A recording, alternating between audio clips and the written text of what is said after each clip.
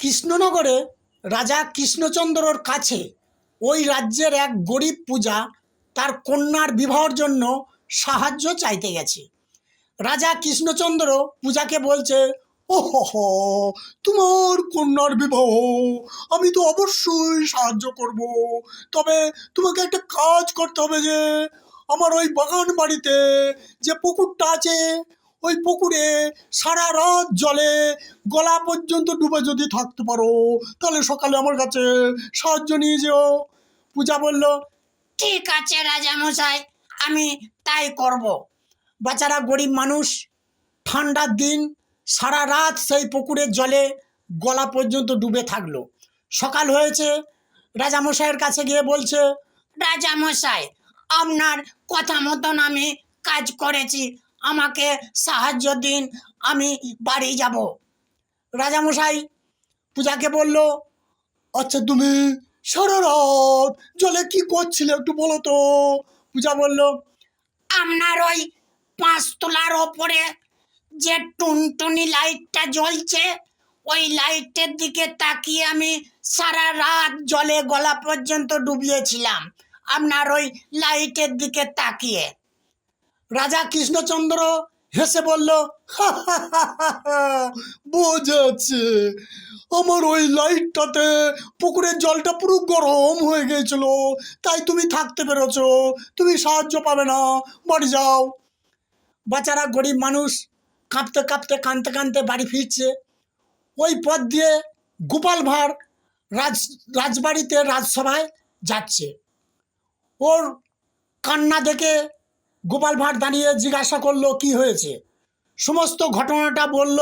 গোপাল ভাঁড় বলল, ঠিক আছে তুমি বাড়ি যাও, দেখছি তোমার জন্য কি করতে পারি। গোপাল ভাঁড় রাজসভায় না গিয়ে নিজের বাড়ি ফিরে এলো। একটি হাঁড়িতে জল আর চাল দিয়ে একটা বড় তাল গাছের ওপর বেঁধে দিল, নিচেতে খড় পাটকাঠির জাল দিচ্ছে। এদিকে রাজসভায় গোপাল ভাঁড় না যাওয়াতে রাজসভার কাজ আটকে আছে। রাজা কৃষ্ণচন্দ্র সৈন্য পাঠিয়েছে গোপাল ভাঁড়ের কাছে। এসে সৈন্যরা দেখছে গোপাল ভাঁড়ের কাণ্ড। তাড়াতাড়ি করে সৈন্যরা রাজামশাইয়ের কাছে খবরটা দিল যে গোপাল ভাঁড়ের মাথা খারাপ হয়ে গেছে। রাজা কৃষ্ণচন্দ্র বলছে, ওহো, গোপালের মাথা খারাপ হয়ে গেছে, চলো চলো চলো সবাই চলো দেখে আসি। রাজা কৃষ্ণচন্দ্র মন্ত্রী সৈন্যদের নিয়ে গোপাল ভাঁড়ের কাছে এলো।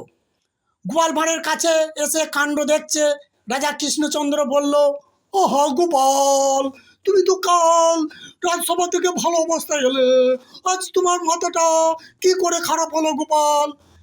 গোপাল ভাঁড় তখন বলছে রাজামশাইকে, রাজামশাই, মাথা আমার খারাপ হয়নি, মাথা খারাপ হয়ে গেছে আপনার ওই 5 তলার ওপর টুনটুনি যে লাইটটা জ্বলছে ওই লাইটে যদি আপনার বাগান বাড়ির অত বড় পুকুরের জল গরম হয়ে যায় তাহলে আমার এই ভাত কেন হবে না? এই ভাত হবে, খাবো, তবে আমি রাজসভায় রাজকাজে যাব।